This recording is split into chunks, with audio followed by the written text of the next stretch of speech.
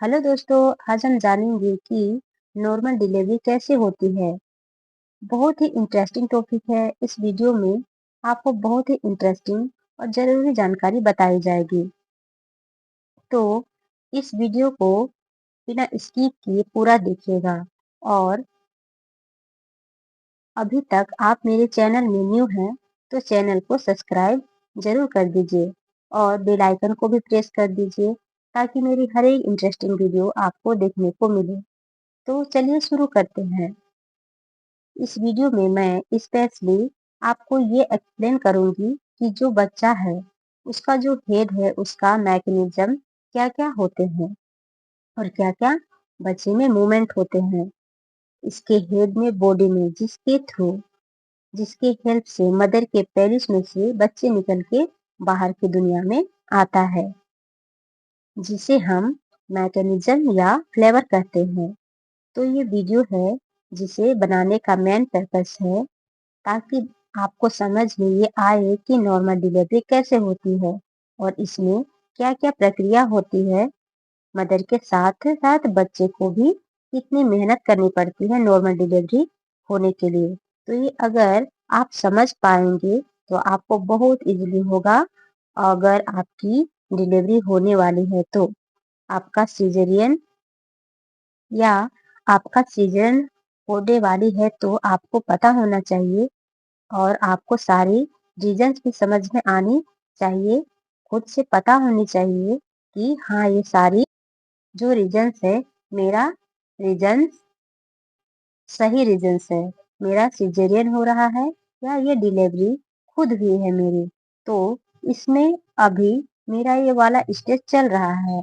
तो जब भी डॉक्टर आपको समझाते हैं तो आपको पता होना चाहिए कि आपका कौन सा स्टेज चल रहा है और आगे क्या क्या होने वाला है और आगे क्या एक्सपेक्ट आप कर सकते हैं।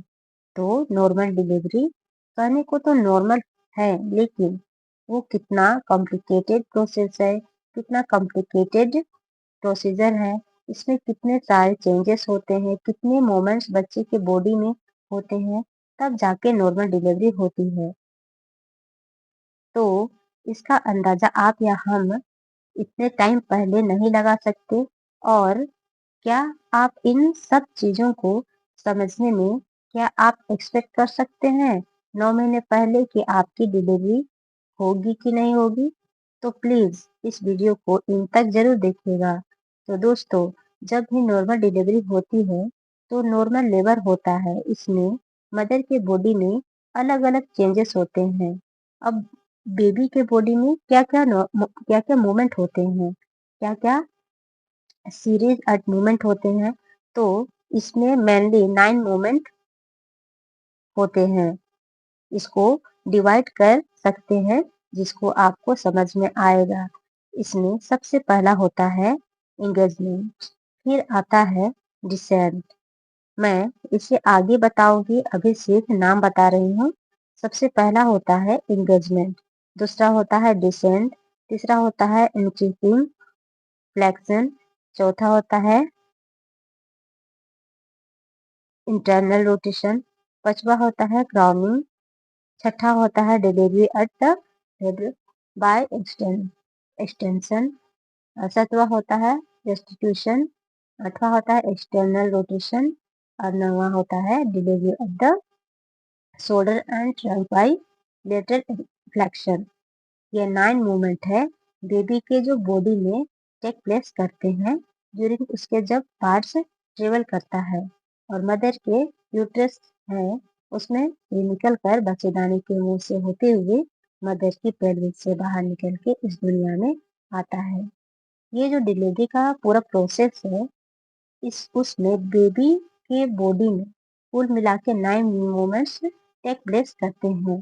तो यहाँ पर मैं एक इम्पोर्टेंट चीजें समझाने जा रही हूँ कि ये जो 9 मूवमेंट्स मैं आगे बताने जा रही हूँ ये केवल बच्चा अगर सीधा और उसका सर नीचे की तरफ है जिसे हम सेफालिक प्रेजेंटेशन कहते हैं तभी ये पॉसिबल है। अगर बच्चा आड़ा है, उल्टा है, तो उसके बॉडी में ये सारी मूवमेंट्स नहीं होते हैं।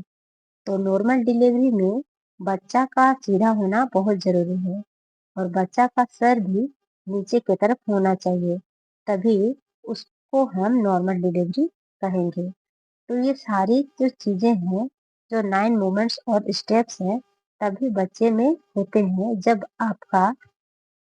जब बच्चा का हेड नीचे की तरफ होता है और ये सारी मूवमेंट्स जो हैं, हेड में ही टेक प्लेस करती है।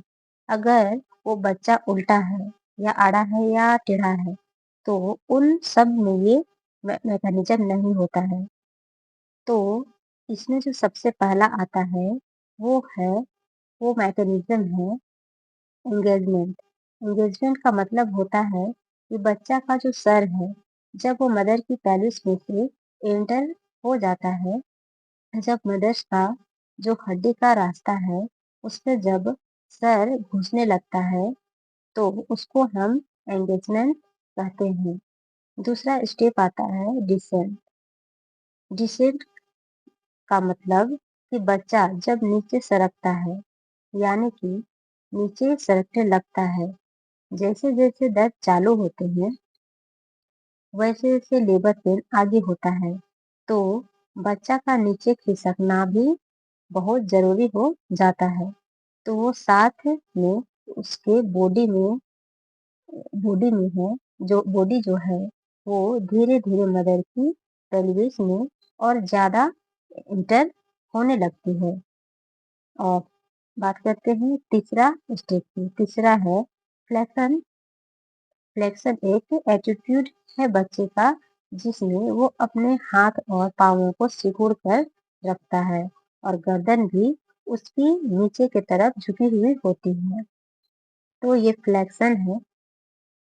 फ्लेक्शन से उसको हेल्प मिलती है कि उसको अपने बॉडी को कम से कम साइज में ले आना, और बॉडी को कम से कम साइज में ले आता है ताकि वो मदर की पेनिस में से इजीली बाहर निकल सके। नेक्स्ट इम्पॉर्टेंट स्टेप होता है, वो होता है इंटरनल रोटेशन।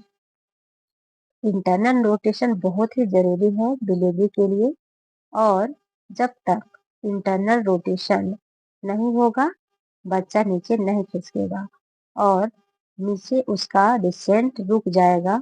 तो इंटरनल रोटेशन में बेसिकली बच्चे का जो पीछे का पार्ट है, जो सर का पीछे वाला पार्ट है, वो घूम के 90 डिग्री के एंगल के लगभग घूम के आगे की तरफ आ जाता है।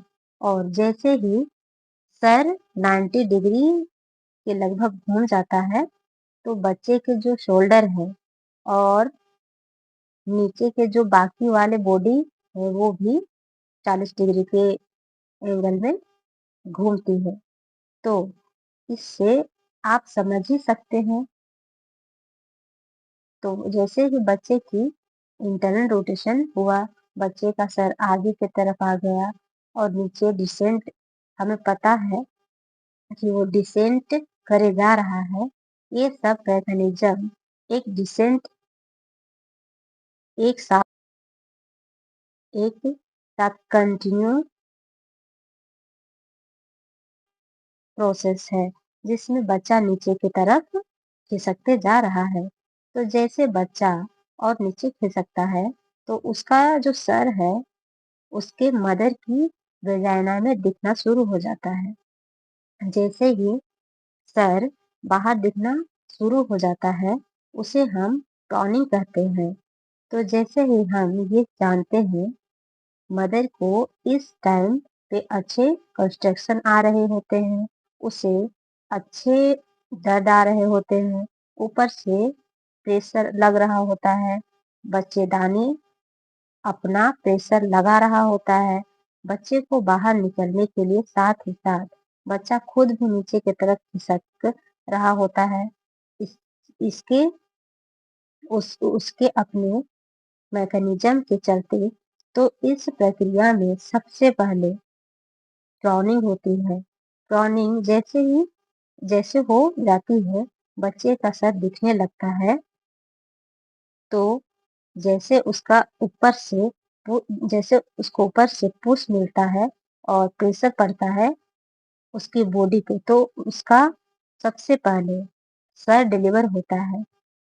सर जो है वो कैसे डिलीवर होता है? सबसे पहले उसका सर का ऊपर वाला पार्ट होता है जिसे हम पार्ट वर्टेक्स कहते हैं, वो डिलीवर होता है। फिर उसका फेस डिलीवर होता है, फिर चिन डिलीवर होता है, फिर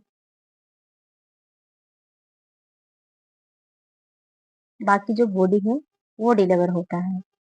तो ये जो प्रोसेस होता है डिलीवर का, उसे हम एक्सटेंशन कहते हैं। एक्सटेंशन जो बच्चे की गर्दन जो होती है वो एक्सटेंड होकर डिलीवर होती है। तो ये हो गया मैकेनिज्म जिसे हम एक्सटेंशन रोटेशन कहते हैं। तो जैसे ही बच्चे का सर बाहर आता है एक्सटेंशन से, बच्चे का सर बाहर आता है एक्सटेंशन से, बच्चे का सर बाहर आता है एक्सटेंशन से, तो वो टॉर्जन रिलीज हो जाता है। तो बच्चे का सर ऑटोमेटिकली घूम जाता है सेम डायरेक्शन में जहाँ पे वो पहले था। तो नेक्स्ट जो एट मैकेनिज्म था वो है एक्सटर्नल रोटेशन। तो जैसे ही बच्चे का सर डिलीवर होता है तो जो शोल्डर है और बच्चे की शरीर 45 डिग्री कवर कर लेती है और 45 डिग्री अंदर घूम जाती है। तो जैसे ही बाकी की बॉडी अंदर घूमती है पेल्विस के अंदर, तो उसका मूवमेंट्स बाहर दिखना मूवमेंट्स बाहर दिखता है क्योंकि बेबी का हेड डिलीवर हो गया है। तो अब अगर बॉडी में मूवमेंट होगा तो बाहर हेड भी दिखेगा। उसे एक्सटर्नल रोटेशन कहते हैं। बच्चे का सर बाहर निकलने के बाद घूम जाता है, उसे भी एक्सटर्नल रोटेशन कहते हैं। तो एक्सटर्नल रोटेशन के बाद होता है एक्सपल्शन, जिसे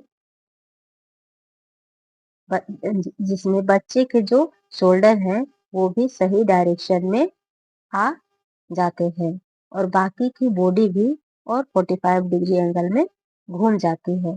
तो अब एक एक करके शोल्डर बाहर निकलता है। तो सबसे पहले ऊपर वाला शोल्डर बाहर निकलता है, फिर नीचे वाला बाहर निकलता है, फिर इसी इस, फिर दोनों शोल्डर एक एक करके बाहर निकलता है। इसे हम एक्सपल्शन कहते हैं। तो एक के बाद एक यानी कि एंगेजमेंट, फिर फ्लेक्स, फिर इंटरनल रोटेशन, फिर क्रॉनिंग होती है। इसके बाद एक्सटेंशन, फिर रेस्टिट्यूशन, उसके बाद एक्सटर्नल रोटेशन और लास्ट है डिलीवरी। तो दोस्तों, आप सब ये समझ ही चुके होंगे कि डिलीवरी का जो प्रोसेस है कितना कठिन होता होगा और कितना कठिन है। और नॉर्मल डिलीवरी बिल्कुल सिंपल नहीं है क्योंकि जितना दिखता है, जितना इजी दिखता है वैसे होता नहीं है। बहुत सारी चीजें हैं जो रोल प्ले करती है एक नॉर्मल डिलीवरी को सक्सेस बनाने के लिए।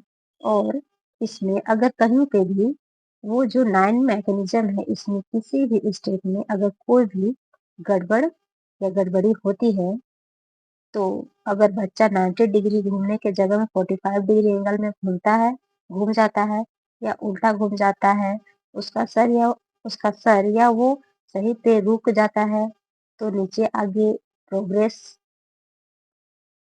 हो ही नहीं रहा होता है, या फिर बच्चे दाने का मुंह खुल ही नहीं रहा होता हो। ऐसे बहुत सारी चीजें हैं जो टाइम से पहले प्रोडक्ट नहीं की जा सकती। ये जब एक बार गर्भवती महिला को अच्छे दर्द स्टार्ट हो जाते हैं तभी ये चीजें सामने आ जब बच्चा नीचे घिस घिसकना बच्चा का नीचे खिसकना शुरू हो जाता है, तभी ये चीजें सामने आती है और तभी ये हम प्रेडिक्ट कर सकते हैं कि बच्चा नीचे खिसक रहा है या नहीं खिसक रहा है। वो वहीं तो नहीं रह रुक गया और आगे प्रोग्रेस हो रहा है कि नहीं, तो ये सब चीजें टाइम से पहले नहीं पता लगाई जा सकती। आप खुद इस चीज को समझ के महसूस भी कर सकते हैं। तो आपको ये समझना भी बहुत जरूरी है कि दर्द शुरू होने से केवल या लेबर पेन होने से केवल डिलीवरी नहीं हो जाती है। अंदर बच्चे के क्या-क्या मूवमेंट हो रहे हैं, ये बहुत इम्पोर्टेंट होते हैं नॉर्मल डिलीवरी के लिए और सक्सेसफुल होने में। और नॉर्मल डिलीवरी होने का क्या-क्या प्रोग्रेस हो सकता है और इसमें क्या-क्या दिक्कतें आ सकती है।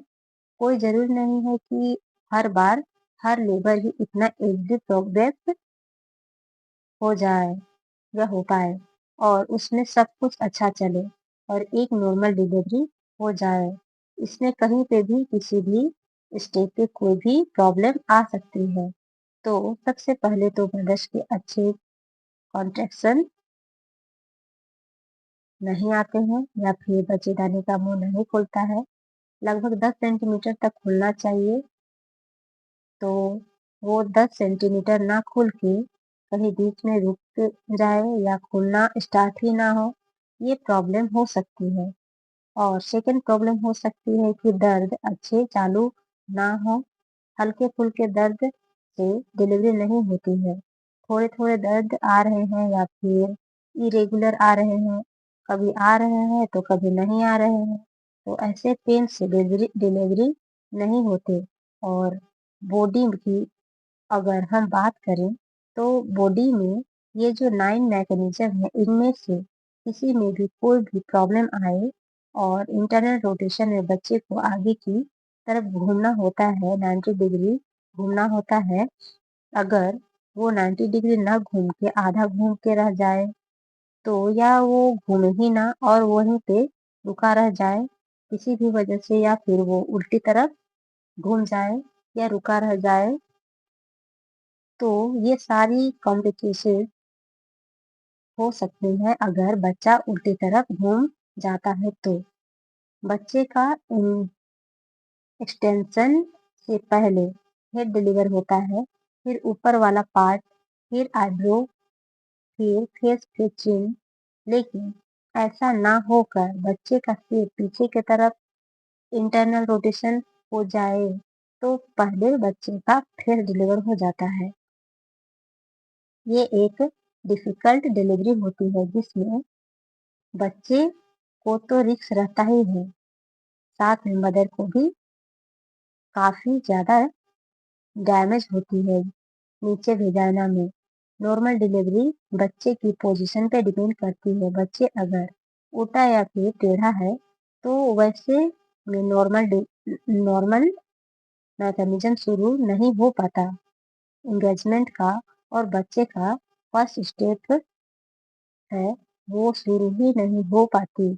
और अगर बच्चा टेढ़ा होता है तो उस कंडीशन में तो डायरेक्टली इंडिकेशन होता है सिजेरियन सेक्शन का, क्योंकि लेबर प्रोग्रेस हो ही नहीं पाता और उसे छोड़ दिया जाए प्रोग्रेस होने के लिए तो वो माँ और बच्चे दोनों के लिए खतरा हो सकता है। तो इसलिए ये सब चीज़ें कोई एक चीज़ नहीं है कि ये जो बहुत सारी चीज़ों का मेल है। ये कॉम्बिनेशन है नॉर्मल डिलीवरी। कोई सिंपल साधारण चीज़ें नहीं होती। इसमें हर हर चीज़ जो होती है परफेक्ट होनी चाहिए। बच्चे की बच बच्चे की बच्चे की मूवमेंट, बच्चे की इंटरनल मूवमेंट्स हो रहे हैं एकदम परफेक्ट होने चाहिए और मदर के जो पेन आ रहे हैं वो भी प्रॉपर होने चाहिए और उनके सर्विक्स में जो चेंजेस आ रहे वो भी परफेक्ट होने चाहिए, तभी जाके नॉर्मल डिलीवरी होती है। तो दोस्तों आपने ये वीडियो देखा है शुरू से बिना स्किप किए तो आपको समझ में आ ही गया होगा कि नॉर्मल डिलीवरी कितनी सारी चीज़ों पे डिपेंड करती है। ये किसी एक चीज़ पे डिसाइड नहीं हो सकती या बहुत पहले भी डिसाइड नहीं हो सकती कि नॉर्मल डिलीवरी ही होगी। तो और डॉक्टर का जो रोल होता है नॉर्मल डिलीवरी के लिए, वो नॉर्मल डिलीवरी में एकदम एंड स्टेज पे आता है। जब बेबी कुछ हद तक नीचे आया होना चाहिए, उसका इंटरनल रोटेशन सही होना चाहिए। अगर कुछ दिक्कतें आती है, जैसे बच्चे नीचे नहीं सरक रहा है या बच्चेदानी का मुंह पूरा नहीं खुल रहा है, तो डॉक्टर कुछ कर सकते हैं। लेकिन स्टार्टिंग से ही प्रॉब्लम है, बच्चे का सिर आगे की जगह पीछे घूम गया है या फिर कुछ और कॉम्प्लिकेशन हो गई है, तो इसमें डॉक्टर कुछ कर नहीं सकता। इसलिए जब डॉक्टर देखते हैं कि लेबर प्रोग्रेस सही से नहीं हो रहा है, तो डॉक्टर सर्जरी करने का डिसीजन लेते हैं।